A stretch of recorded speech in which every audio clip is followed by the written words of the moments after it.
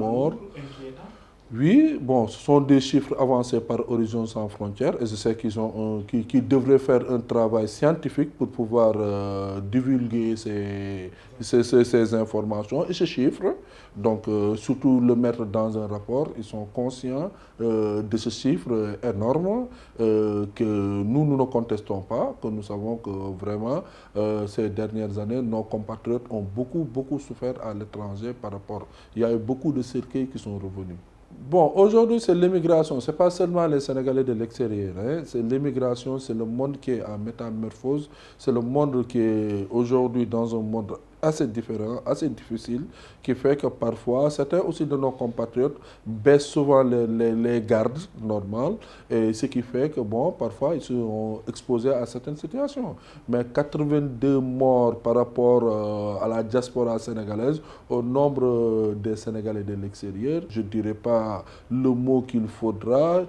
C'est alarmant, hein? C'est difficile de voir 82 personnes qui étaient cherchées, qui sont sorties pour chercher la vie et revenir dans des cercueils. Ça touche énormément. Bon, nous, ce que nous pouvons dire, c'est renforcer la sensibilisation autour des mesures à prendre, certaines précautions.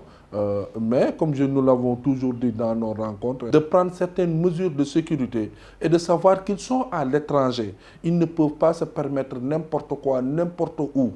Et donc, c'est de savoir, parfois, avoir raison garder et prendre certaines méfiances. Nos consulats, sur le plan d'assistance juridique, nos consulats sont dépourvus de moyens.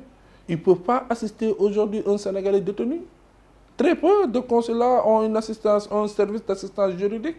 Aujourd'hui, un Sénégalais qui est assassiné à l'extérieur, c'est très peu de consulats s'autosaisissent ou qui accompagnent les procédures judiciaires jusqu'à la fin parce qu'ils n'ont pas de moyens, ils n'ont pas de ressources humaines. Des avocats, des assistants juridiques qui peuvent accompagner tout le processus. Ce processus-là demande des moyens financiers. Peut payer des avocats. Dans certains pays, c'est des procureurs qu'il faut aller voir. C'est tout un processus qui prend énormément de temps. Devant cette situation, la première des choses, d'abord, c'est de maîtriser le flux immigratoire. Au Sénégal, l'État ne maîtrise pas ce flux immigratoire.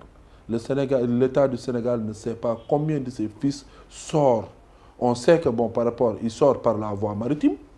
Ça, c'est connu. Les Mbekmi Mugifi. Par la voie terrestre, ils le connaissent, ils le savent, et par la voie aérienne. Mais le nombre, on ne peut pas le dénombrer. On fait des estimations. Donc d'abord, c'est de maîtriser. Moi, j'aurais même appelé au recensement des Sénégalais de l'extérieur, savoir combien de Sénégalais sont à l'extérieur, recensement officiel.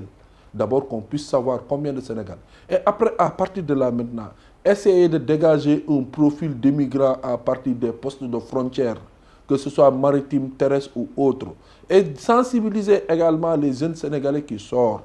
Aujourd'hui, beaucoup de jeunes Sénégalais sortent par ignorance. Ça, il faut qu'on le reconnaisse. Ils sortent par ignorance et par complexité.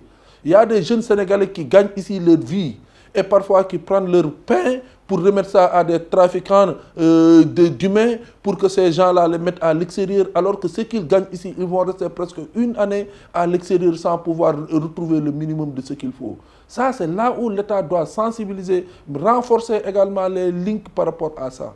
Une fois que ça s'est établi, c'est de également permettre aux jeunes Sénégalais d'avoir un travail décent qui leur permet de rester ici, dans ce pays, dans le domaine de l'agriculture, de l'industrie, de la pêche. Il faut que les jeunes Sénégalais soient conscients que seul au Sénégal, le Sénégal ne peut pas se développer sans ses fils. Et ses fils, c'est cette jeunesse forte, brave, qui veut rester et travailler dans le pays.